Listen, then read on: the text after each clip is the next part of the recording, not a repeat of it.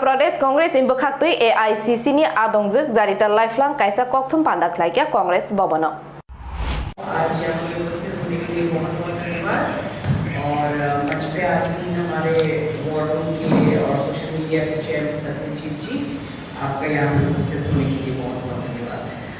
मैं सबसे पहले आपको कुछ पंक्तियाँ जो इंग्लिश में हैं वो पढ़ के सुनाऊंगी, उसके बाद मैं इशू पे आती हूँ। तो ये कहते हैं कि elections are the most crucial event for a democracy where different parties and independent candidates participate with each other to earn the voters' mandate and represent them in the House of elected representatives. A vote is meant to be a social contract based on faith and facts. Part 15 of the Constitution of India consists of articles on election. Article 324 of the Constitution provides that the power of superintendence, direction and control of elections to Parliament, state legislatures, the office of the President of India and the office of the Vice President of India shall be vested in the Election Commission. One of the most heartening features of the press briefing by the Election Commission of India on the day General Elections 2024 was announced, it was emphasized that it would be on the level of playing field. The CEC said that it would be ruthless. मतलब हिंदी में अगर हम ruthless को बोले तो उसको बोला जाता है बेरहम या फिर निर्मम. In dealing with complaints of action that disturbed the level playing ground. आज मैं इलेक्शन कमीशन से ये पूछना चाहती हूँ कि वो अगर कह रहे हैं कि वो रूथलेस होंगे, निर्मम होंगे, उनके खिलाफ जो लोग मॉडल कोड ऑफ कंडक्ट का उल्लंघन कर रहे हैं, तो वो फिर इतना दयालु या फिर कृपालु कुछ लोगों के प्रति क्यों है? मैं आपको बहुत सारे उदाहरण आज देने वाली हूँ, जिसके लिए मेरे पास बहुत सारे प्रूफ हैं। हम लोगों ने बहुत सारे कंप्लेंट्स सीईओ को किया है, आरओ को किया है, पर अभी तक हमें सिर्फ ये चिट्ठी लिखा जाता है कि we are looking into it. हमने आज शाम का टाइम मांगा था एक डेलीगेशन लेके जाने के लिए, पर हमें कहा गया कि आप कृपया मेल करें, फिर आपको समय दिया जाएगा। विपक्ष के पार्टियों के लिए ऐसा व्यवहार क्यों? सबसे पहले मैं आपके सामने रखना चाहती हूँ कि ये चिट्ठी 31 मार्च को लिखा गया था, जहाँ पे इंडियन नेशनल कांग्रेस ने परमिशन मांगी थी अपने होर्डिंग्स लगाने के लिए। हमारे 300 कॉन्स्टिट्यूएंसी लिखे हुए हैं और हमारा वेंडर का भी नाम लिखा हुआ है इसमें कि कौन काम करेगा। इसके जवाब में हमारे पास रिटर्निंग ऑफिसर से जवाब आता है, in pursuance to your application dated 30/3/24 for displaying billboard you are requested to follow the guideline of MCC and this is for your kind and necessary action.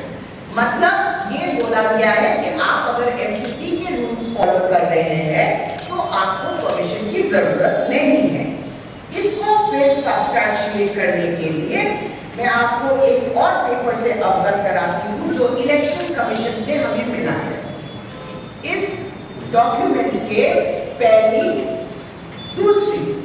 दूसरी पेज के बिल्कुल ऊपर क्या लिखा हुआ है, मैं पढ़ के आपको सुनाती हूँ।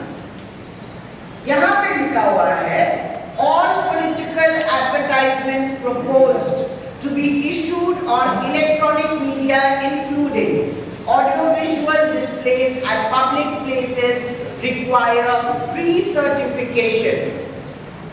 सबसे important चीज ये है, ये लिखा हुआ है, but it is not applicable on flex hoardings, wallpapers and pamphlets। दूसरे पेज में, और इसको इलेक्शन कमीशन ने या फिर इलेक्शन डिपार्टमेंट ने जारी किया।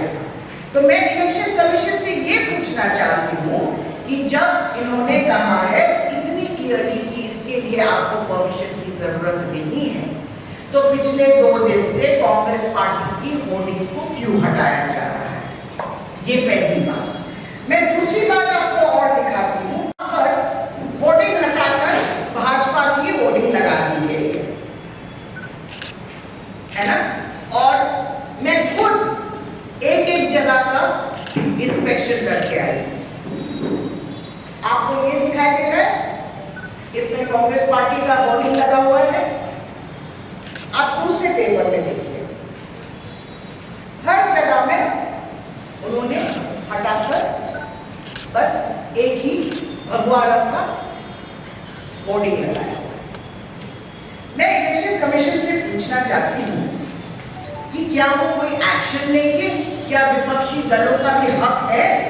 ये पूरे प्रदेश में क्या सिर्फ भगवा रंग का होर्डिंग्स लगेंगे, या फिर दूसरे भी जो हमारे विपक्ष के पार्टी है उनको भी हक है एडवर्टाइजमेंट करने का? इलेक्शन कमीशन का नारा क्या है? चुनाव का पर्व, देश का पर्व। पर मैं आप सबको ये कहना चाहती हूं कि चुनाव के पर्व के नाम पर ये लोकतंत्र का हत्या कर रहे हैं। देश का गर्व कहां से? पूरी दुनिया देख रही है किस तरीके से लोकसभा इलेक्शन इंडिया में चलाया जा रहा है। कल इतनी बड़ी मीटिंग हुई है और हमारे इलेक्शन कमिश्नर साहब बोलते हैं कि ये फर्स्ट टाइम इतनी बड़ी मीटिंग हुई है जहां पे सब चीफ सेक्रेटरीज, डीजीपीज, सब इंपॉर्टेंट लोग वहां पे बैठ के उन्होंने एक डिसीजन लिया किस तरीके से इस इलेक्शन को बेहतर बनाया जाए।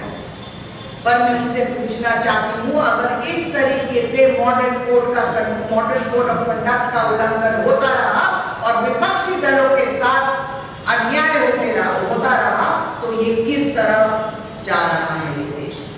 लोकतंत्र की हत्या हो रही है और देश का गर्व बनाने के आड़ में ये लोग पूरे देश को, पूरे दुनिया के सामने नंगा नाच नचा रहे हैं। मैं इलेक्शन कमीशन को पूछना चाहती हूँ, त्रिपुरा में यहाँ पर जो वेंडर्स हैं उन पे क्यों कहर ढाया जा रहा है कि विपक्षी दल के काम आप नहीं करेंगे? आपने अगर विपक्षी दलों का काम किया तो आपको बिजनेस चलाने नहीं दिया जाएगा। आप किस तरीके का सरकार चला रहे हो जहां आप धमका रहे हो वेंडर्स को? ये लोकतंत्र है।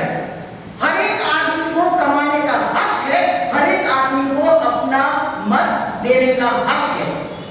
मैं इलेक्शन कमीशन से यही पूछना चाहती हूँ कि ये अन्याय कब तक चलेगा? और आपको अगर लगता है कि आपसे ये काम नहीं हो रहा है तो फिर आप चुनाव ही क्यों करा रहे हैं? चुनाव ही बंद करवा दीजिए, चुनाव कराने की कोई जरूरत ही नहीं है।